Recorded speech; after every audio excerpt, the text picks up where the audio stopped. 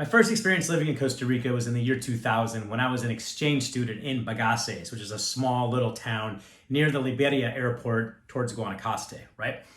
I was an exchange student there for 6 months, and that experience was way different than my experience living there later in life in the early 2000s up till about 2011. Today I'm going to share with you what it's like living in Costa Rica. But before we get into that, know that Costa Rica is advertised as this huge paradise, this huge tropical escape with very cheap beachfront property and all the things you need to live in, just the absolute best area in the world to retire. Guys, I hate to play spoiler alert, but it's not.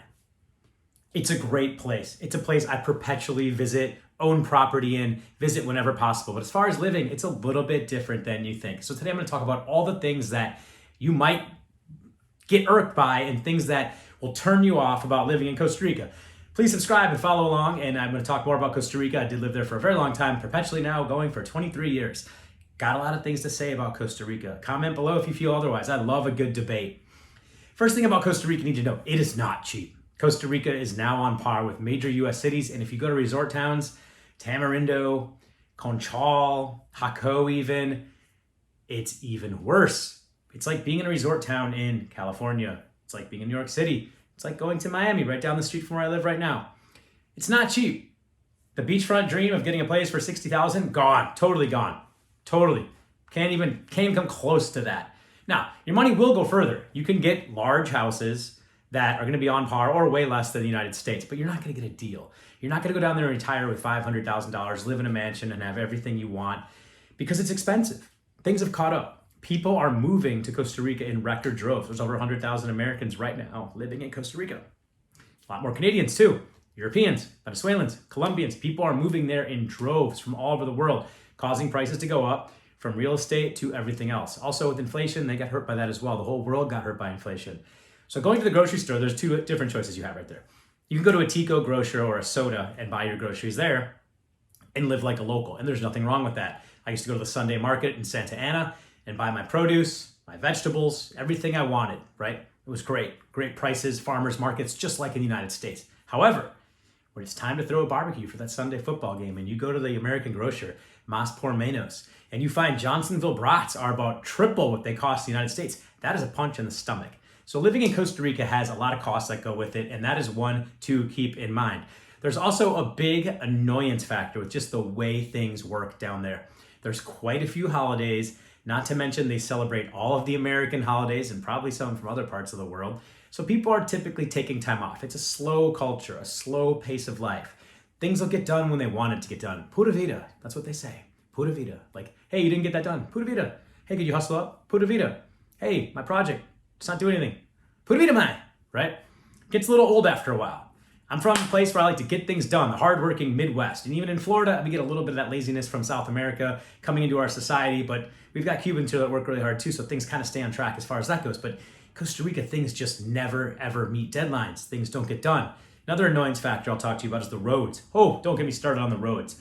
Potholes galore, landslides, rainy season, forget it. It is so difficult to navigate around Costa Rica. It's absolutely ridiculous sometimes when it's pouring down rain for months at a time, a lot like in Miami. So there's a pretty comparison. As far as comparison points, I've lived in both, and I'll say that we're a lot more first world here. We don't have the potholes. I mean, you could be driving down a major highway and boom, big pothole. So that's a little bit of annoyance, right? Other things that annoyed me in Costa Rica is how they try to take advantage of gringos. Gringos being people of fair skin. I stick out like a sore thumb in Costa Rica, even when I grow a mustache like this and try to fit in with the Ticos. They were always there to rip you off. I will tell stories about that in future videos. So again, please subscribe. Nothing was the same price that a Tico would pay. And when you're trying to get something and you're in a negotiation versus a Tico, forget it. You are going to lose, my friend. You're going to lose your shirt, your camiseta. It's going to happen. So it's a little bit annoying in that respect as well.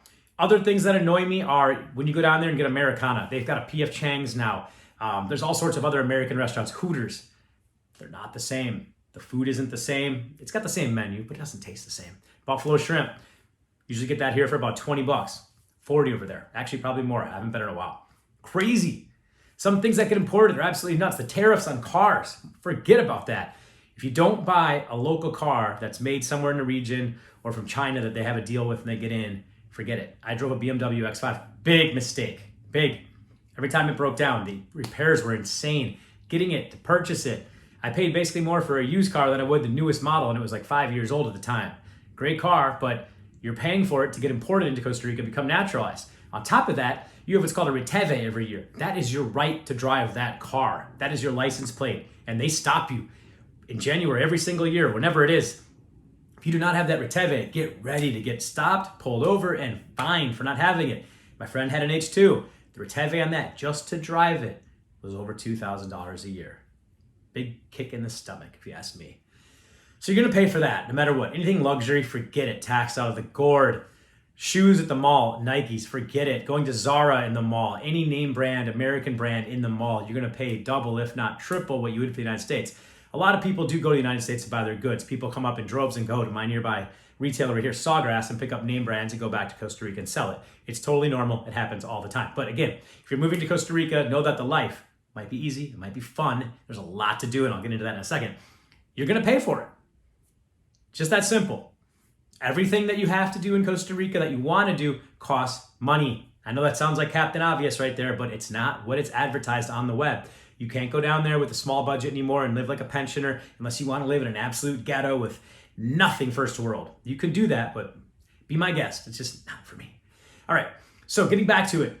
When you get to Costa Rica, there's all sorts of cool things you can do. The daily life, the things you can do every weekend. I'll say this. One of my favorite things about living in Costa Rica is every weekend you could pick a different beach somewhere different in the country and go to it and explore different things. Every beach is different but similar.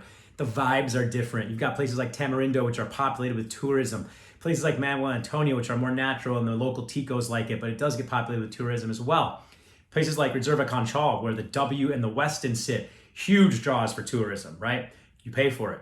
You really do pay for it, but it's a beautiful beach, great experience, both under the Marriott property right now. Incredible golf course. Nearby Brazalito is also fun, and Playa Flamingo down the road is also very cool too.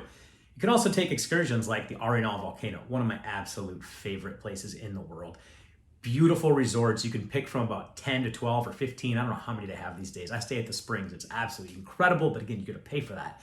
Very, very expensive resort, but I like to visit there. We go every couple of years. Great place, great views of the volcano. It's awesome.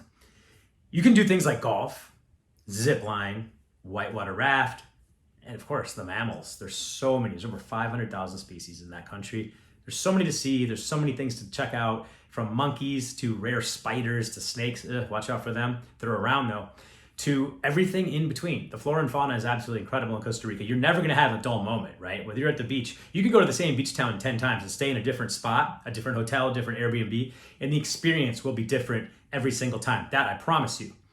Another cool thing about Costa Rica is that, again, every weekend you can do something different, and you can really plan it last minute. Unless you're in the high tourism season where everyone's going to be traveling and eating up all those hotel rooms, you really do not have to make a lot of decisions. If you live in the San Jose area, which most people do because that's where the business is and the office is, you can pick pretty much anywhere in the country. You're pretty much in the epicenter of the country. You live in Guanacaste, yes, it's going to be very hard for you to get down to the south and see places like Quepos or Manuel Antonio, but it's pretty cool that you have all the options to see everything from San Jose to Limon, to Jaco, to Manuel Antonio, to Tamarindo, to Montezuma, all the way up north to Las Cruces and everything that is in between. Costa Rica's got plenty of different beaches. It's got a few lakes and a lot of different mammals. There is a lot to do. Another thing about living in Costa Rica, if you pride yourself in having everything done for you, you're good. I had a driver for $200 a week, a live-in maid for another $100, and a gardener for about $25 a week, and I had really tropical, lush landscaping, which was really cool to have and see and enjoy. So you can live very large and stress-free. Your driver can do everything like take your clothes to the dry cleaners, pick up your groceries with a list, take your kid to school, etc., etc., etc. Most importantly, drive you home when you're drinking, because you do not want to drink and drive anywhere in the world, especially in Costa Rica. But again, a driver is so cheap to me. That was basically my cost of insurance for living in Costa Rica. So let's get down to the top things that annoyed me. One, paying bills. When I lived down there, I had to go to the bank and pay my bills because I didn't have a Costa Rican bank account. I just wait in line and sit there and pay for it and tell the teller my account number, and they were like, look at the screen and type it in, stare at you for a half hour, make you wait because they knew you were pissed off and you were an American in a hurry. And let's be honest, they just don't really like to work that hard. That angered me. That angered me a lot. Also the competence of the people. And when you're at a restaurant, sometimes My number one rule is do not deviate. If there's a burger sold with certain things on it, let's call it onions and tomatoes and lettuce, don't say hold the onions, because if you do that, you're gonna get a chicken sandwich. Even in your best Spanish, it's just not gonna translate. They do not like making adjustments or deviations to any menu. I've seen that so many times with friends, family. I say, don't deviate, just pull the tomato off yourself. Don't tell them to change anything in the kitchen, because what could go wrong will go wrong. Also, you'll get taken advantage of. I touched about that a lot earlier. Don't ever make any substitutions. They're just going to charge you more money for it because of who you are. They're going to try to take advantage of you from every single aspect of what you do down there. It sucks, but it's kind of the way it is. They see you as people who come from a lifestyle, maybe be worth hundreds of thousands of dollars or millions of dollars, and the average Costa Rican makes $600-700 a month. So changing places, that's a big thing. Living in San Jose, which most people live, I urge you to live on the beach. It's a lot prettier, it's a lot more to do, it's safer. Living in San Jose can be downright grimy. There's a lot of fun to be had in San Jose, don't get me wrong. There's great restaurants, there's cool little areas like Calle or Magura, and all sorts of other places you can hang out and have a great time, a great meal. There's casinos, there's nightlife, there's discos, everything that you could imagine as a single person being in San Jose is there. But it's grimy. You got to watch your back every 2 seconds. There are pickpockets. There are drug addicts on the street, people with knives, guns, and even worse, there are kidnappings. Not all the time. I'm not trying to scare you, but just use your smarts like you were in the dirty city of Philadelphia. Sorry for anyone from Philadelphia, had some bad experiences there.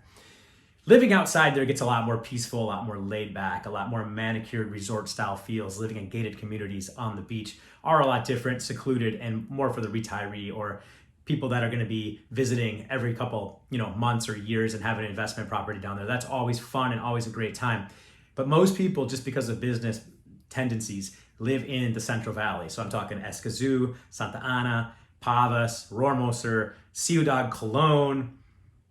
There's all sorts of cities, Heredia. There's all sorts of cities around there that are populated by Americans, and they're everywhere. So those cities can be fun. There's a lot more to do there. It's a lot more hustle and bustle. But again, you got to watch your back. You don't want to become well known. There are a lot of people down there that are just criminals, affiliated with gangs. Just be careful for them. Don't piss them off. Blend in. Don't be flashy, and you'll be fine. Overall, living in Costa Rica can be a great treat. I decided to leave Costa Rica because I miss Americana. All the nuances that I cited earlier in this video really got to me after time. But I do love Costa Rica. It's got a big place in my heart. I still own property down there. I love the place. I visit as often as humanly possible. But day to day, I like to work, play, and just live life a little bit faster than Costa Rica. Love to hear your comments below. Please leave something. Yes, no, agree, disagree, whatever you want. But I'd love to hear your take on Costa Rica. Thanks for watching. See you in the next one.